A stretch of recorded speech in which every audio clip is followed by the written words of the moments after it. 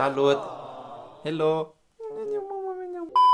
Has this ever happened to you? You step on a stage in front of an audience and start to sing or play an instrument. But then you get very nervous. You feel panicked, scared, and your body goes into full alert mode. People kept telling you these things like, you shouldn't be nervous. Or, yes, it's all about experience. The more you perform, the easier it gets.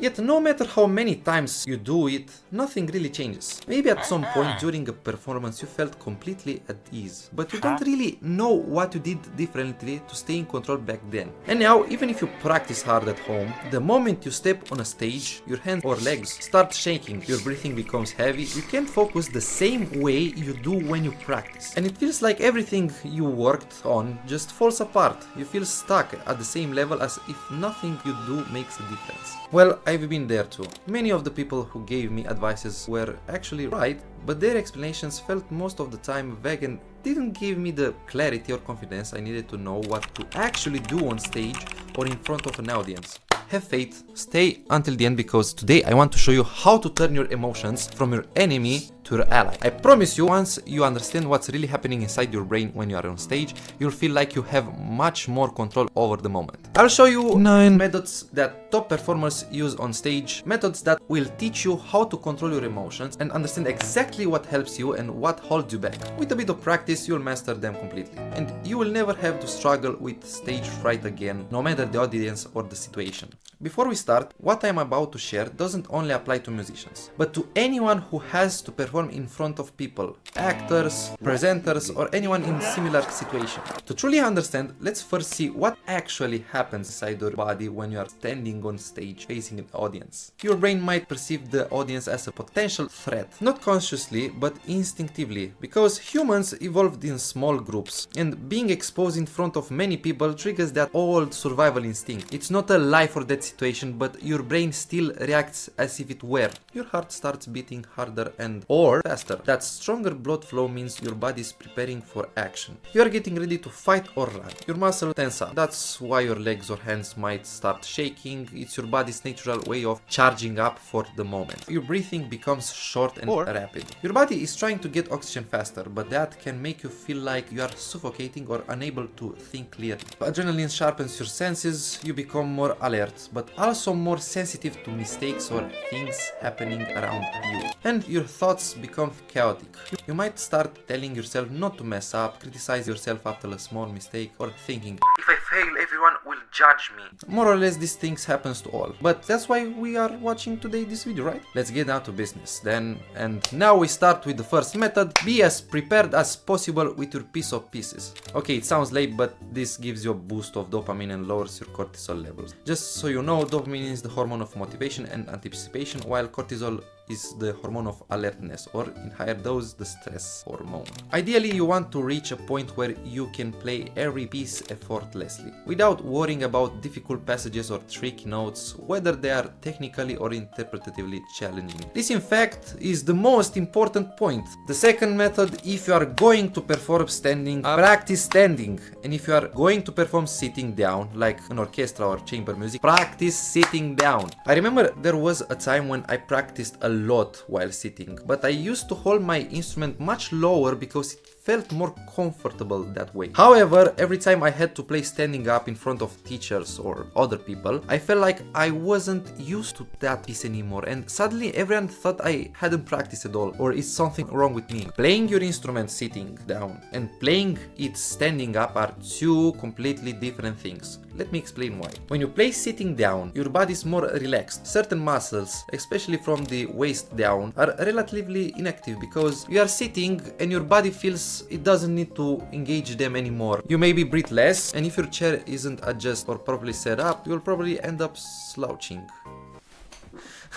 When you play standing up, your supporting muscles from your chest downward are activated to keep your body stable. You stand straighter, your instrument stays higher, and your arms are lifted farther away from your body, which makes your brain send more commands to maintain the posture. This requires more effort, which means your body needs more oxygen, so you're breathing more, and that automatically creates more tension, especially when the piece you're playing is technically demanding it. If your instrument instrument only allows you to play sitting down, then how you adjust your chair is very important. But if you can choose, always remember this detail. And since we are talking about posture, this connects perfectly with the next point. Practice in your stage clothes. Buy stage outfits that are as comfortable as possible and practice wearing them at least a week before the actual event. Personally, I can say that throughout my life I have had to perform in some really uncomfortable stage outfits. From pants that were too tight, to shirts that were way too loose or made from irritating fabrics, to jackets or accessories that restricted my movement. All these things added to a level of stress that I didn't take seriously at the time, but once I got on stage, I could feel it.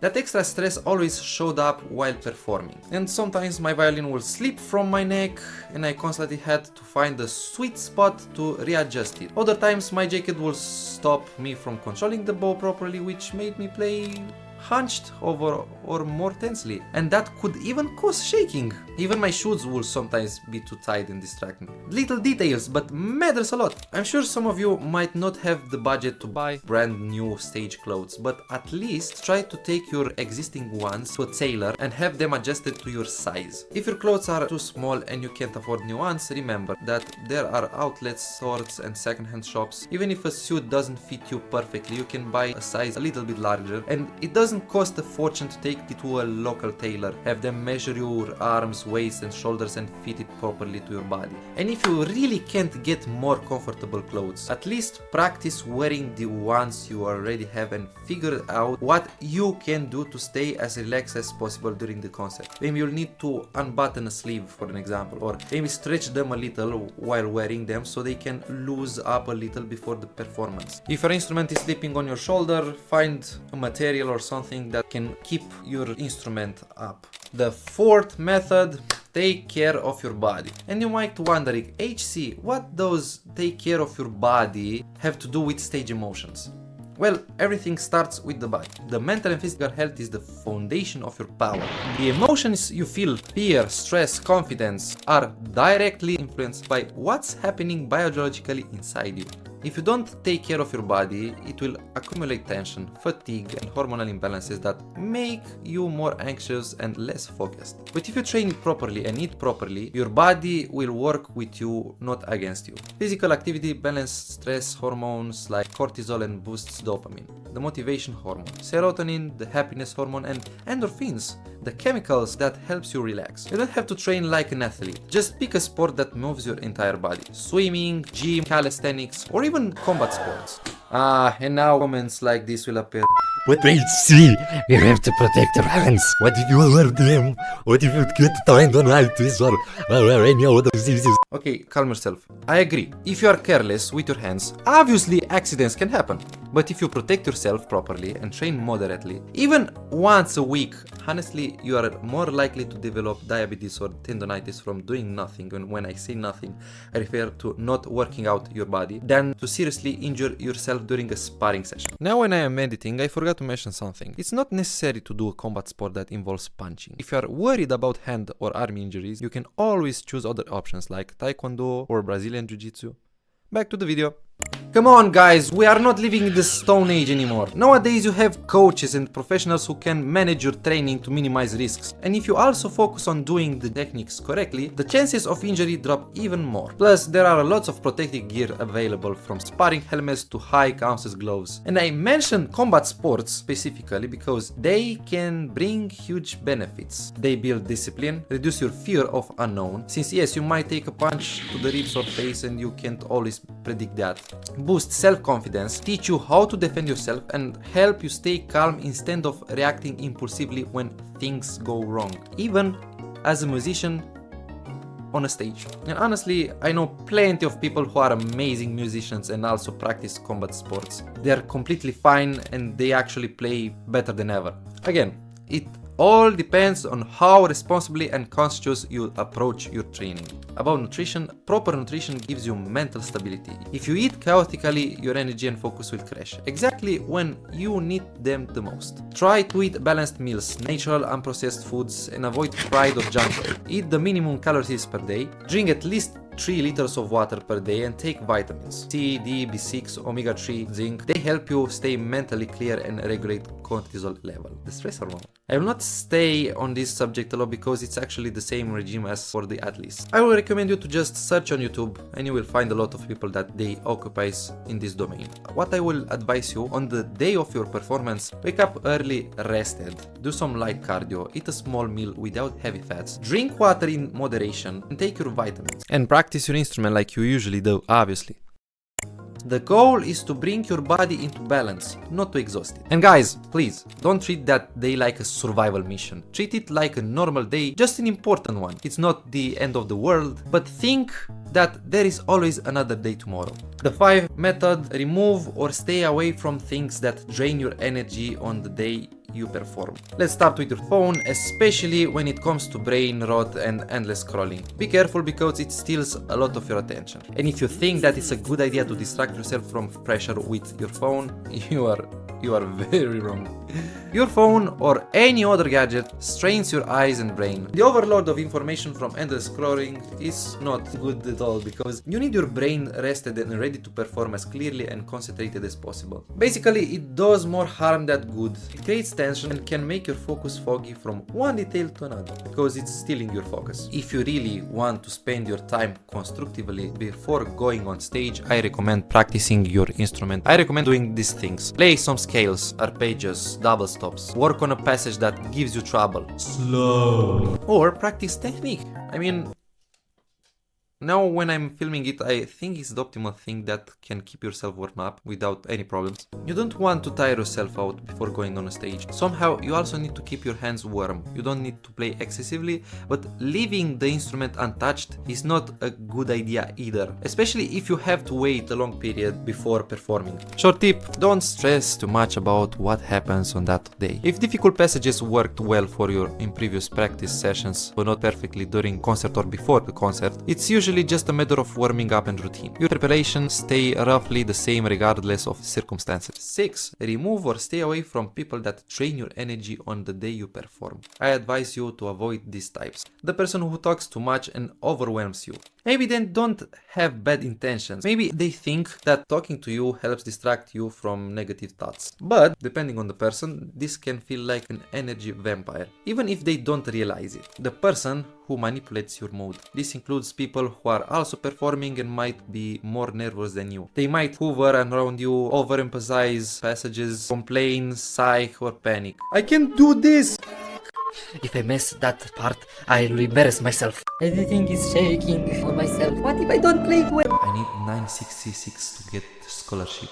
What if it doesn't go perfectly? Oh. Often they don't realize that their behavior can unintentionally harm others or even themselves. People who emotionally or psychologically harass you. I had a violin teacher from middle school who later in high school removed me from her class for selfish reasons. In grade 9 at a competition, she came with her students. Before my performance, she came to me, hugged me and whispered in my ear, "So just so you know, your level has dropped a lot. I'm so disappointed in you." And she kissed me on the cheek for no reason. Many people in this situation might have their self-esteem crushed. I reacted differently. I left immediately, went to the bathroom and I let my anger out. I smashed and broke a door from a toilet.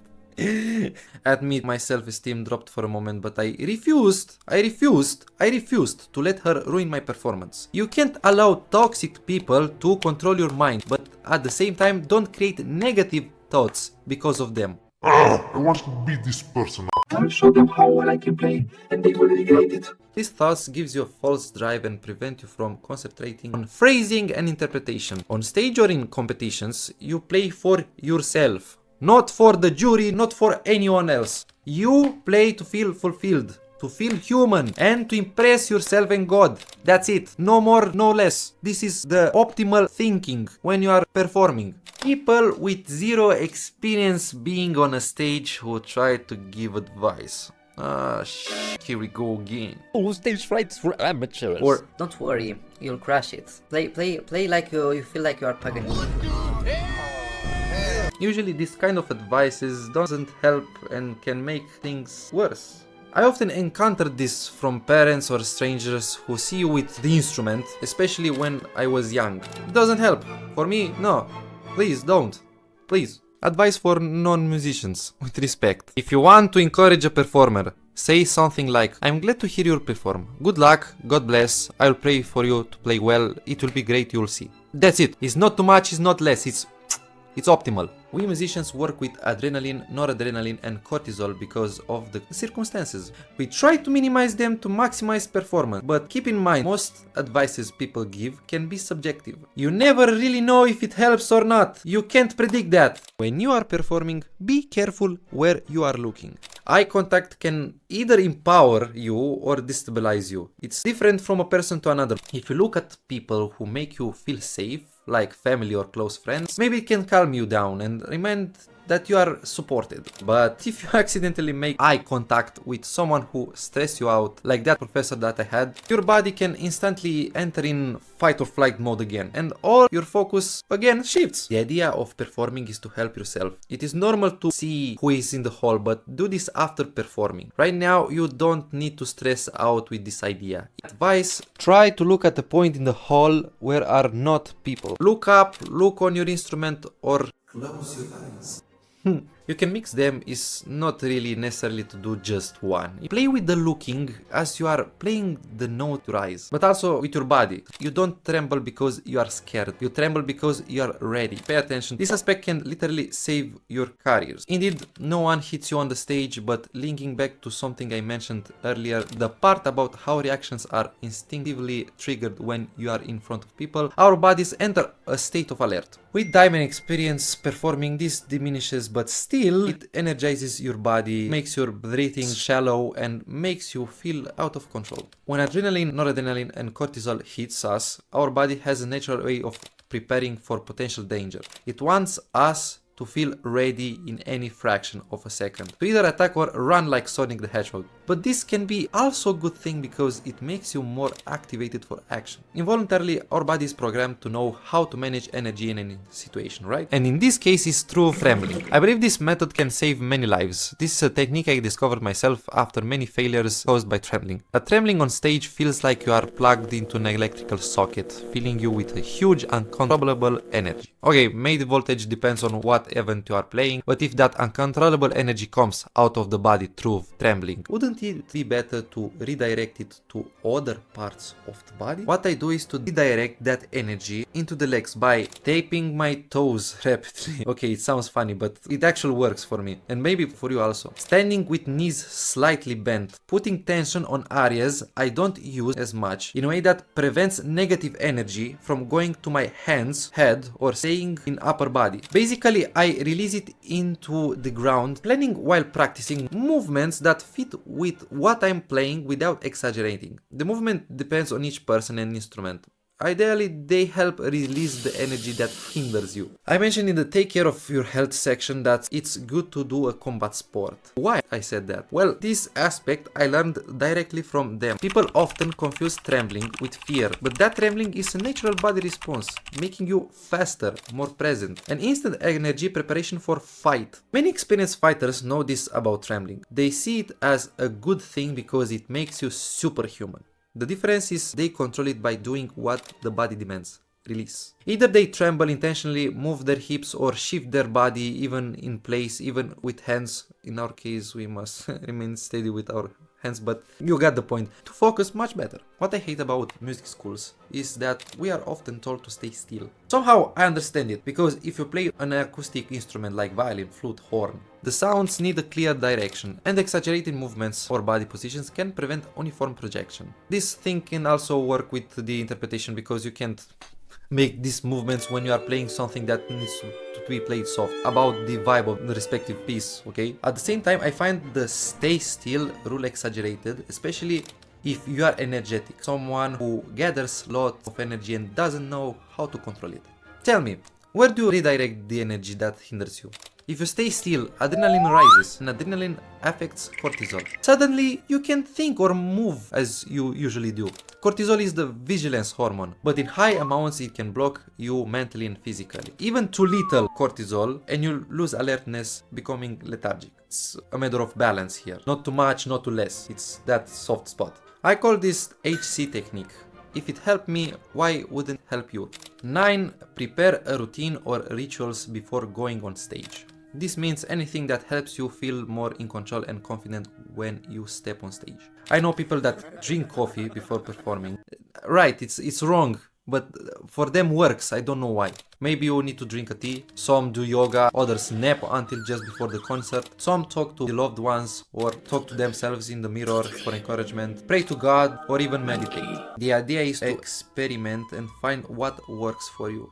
But avoid things that stress, agitate or reduce your confidence. Find those small actions that relax you and align you with yourself. Here is a method I heard from a psychotherapist based on relaxation through self-hypnosis or positive visualization. He told me about a very famous Romanian opera singer that had severe stage fright. She tried everything but didn't make her safe. Without having other methods, she went to a therapist who advised her to do the following. And I encourage you to try it because it might help. Pause this video, search and sit on a chair or bed wherever you feel most relaxed. Close your eyes. Focus on your breath. Inhaling so your stomach fills first, then your lungs. Inhale deeply. Exhale. Inhale deeply. Exhale. Inhale deeply again. Exhale. You feel relaxed now, right? Your muscles loosen and imagine a safe, peaceful place. Visualize pleasant details of this place. Details that make you feel happy, safe and protected.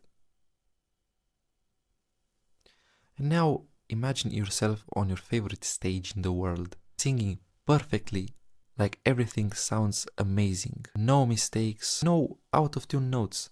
Finally, you finish the piece and the audience starts cheering, applauding quietly. Amazing, right? And right now, open your eyes. You are now 1,000,000% ready to perform. Okay, this breathing depends on person, adjust to your rhythm. This method helped a lot of people. Why should not work on you? Okay, no one is perfect, not even the world's greatest musicians. Give yourself freedom on stage. Even if you make a mistake, better to enhance it than retreat. If you hit a wrong note, misplace an agogic accent or misplay dynamics, that's fine. Be realistic. Understand that you are human, you have mistakes and strengths, and there is always time to evolve. We are humans, we can't turn back time. The only thing we can do is learn from mistakes, correct them, and avoid repeating them. Yesterday was history, tomorrow is a mystery, and today is a gift. That is why it's called present.